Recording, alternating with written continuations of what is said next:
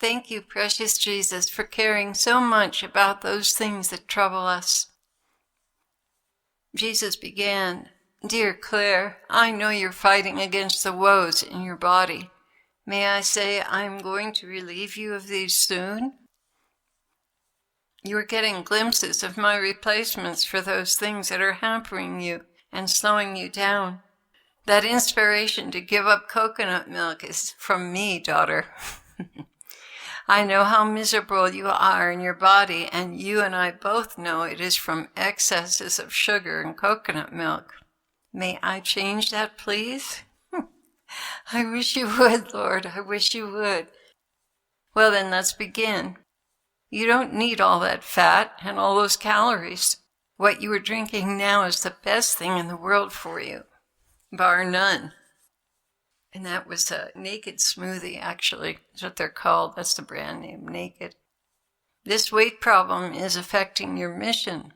Don't you want to feel better, Clare? I do. Does it always have to be about my business?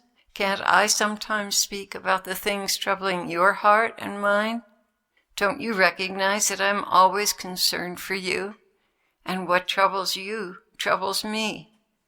Do you think I'm some kind of master driving you like a workhorse and caring nothing for your trouble or issues? See, I've exposed that in you, dearest, because you don't want to pass that attitude along to others. I care very much for the things that trouble you during your day. So having said all that, I want to tell my heart dwellers the very same thing. I'm not so wrapped up in the world affairs that I'm oblivious to the things that trouble you during the day. I want you to bring them up to me for my solution. I want you to know I'm right there by your side, concerned for your concerns, and even making provision to extricate you from them. But you never asked me. Now, will you ask me? Will you come to me with the things you know are your fault, that you are too embarrassed to bring up? I'm not going to chide you for them. The most I might say is, I know that much coconut milk wasn't such a good idea after all, huh? And why am I so gentle with you? Because I already know how badly you feel, and I certainly don't want to add to that. It would only make you seek out this bad habit even more to get relief. Okay, so here I've got to make a confession, dear family.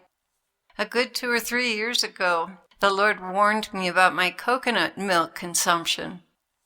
Now, I'm not talking about the watery stuff. Oh, no. There's a brand called Chacoa, C-H-A-C-O-A, canned coconut milk, which has been extracted from whole coconut. It's been juiced right out of it.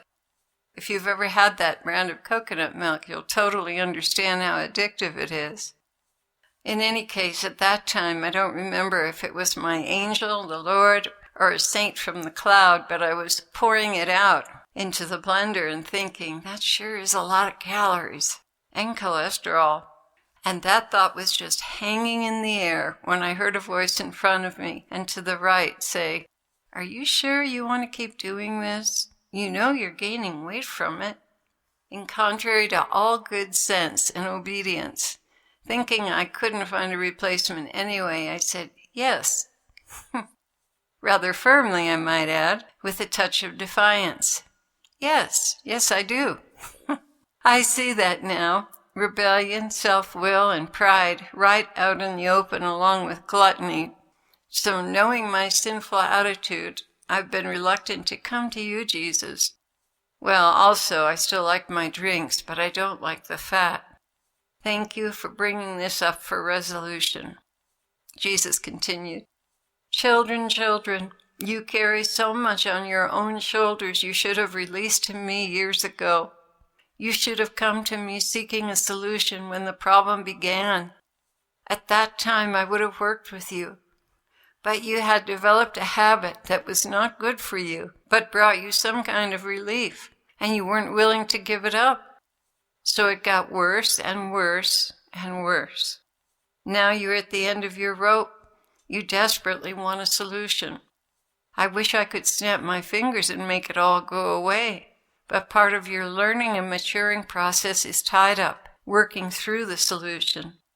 I want to see you stronger, and only hard work with my grace will cultivate that in you. So for you, Claire, clearly, you're a good 50 pounds overweight, and I want to change that, and I will help you. So let's begin today. No more coconut milk drinks, no more tasty sugary additives. We're going to do something new and different, going back to the old days, when you were more sensible about eating and fasting. By the way, it's very hard to fast when you're overweight. You're lugging around 50 pounds of weight, which requires more calories to carry, so you get entrenched in a vicious cycle. I want you to listen to my voice in your conscience when I speak to you. And that tiramisu in the freezer, give it away. It is a huge temptation. You need to face off occasions of sin, like having it in the house to begin with. Do you know Satan delights in that? Oh yes, he is so happy to see you indulge yourself. It means a foothold for guilt. Your prayers aren't strong now. You've indulged. And good, you're going to keep gaining weight. Oh, isn't that cake just out of this world? Doesn't it make you feel better?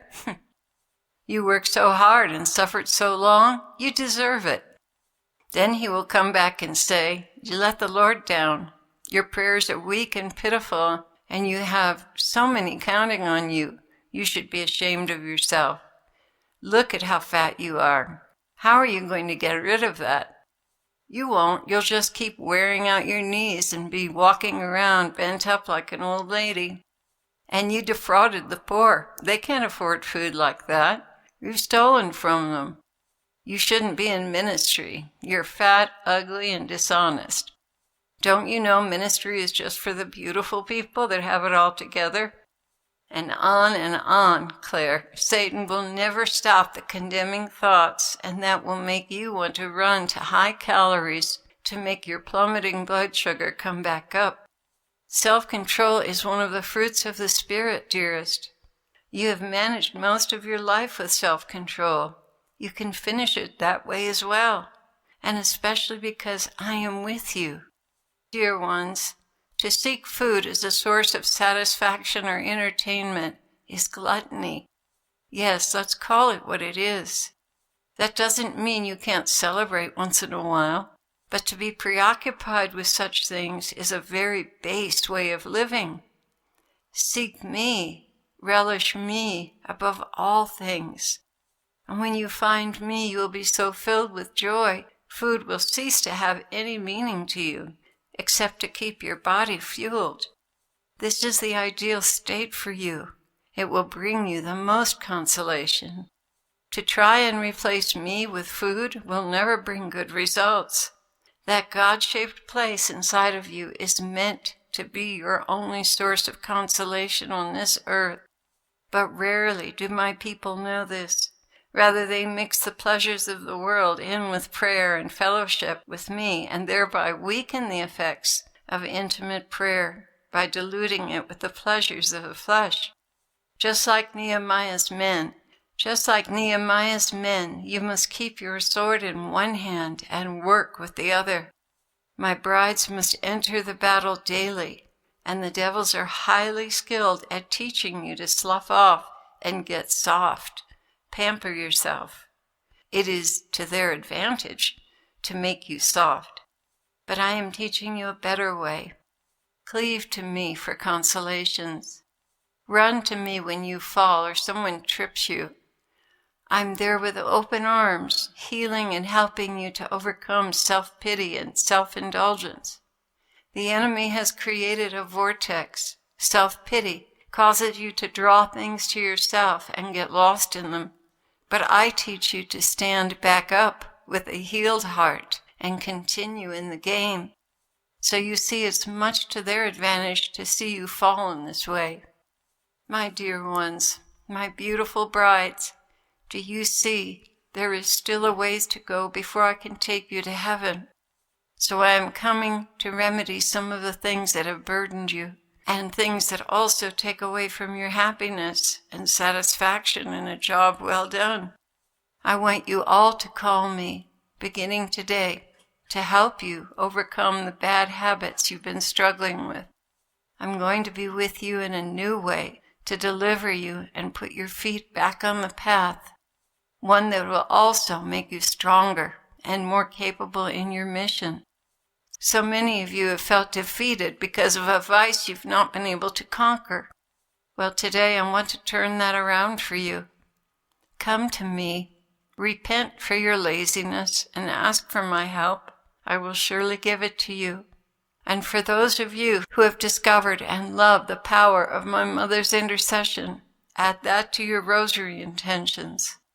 I am with you to deliver you and prosper your soul for the good of the kingdom.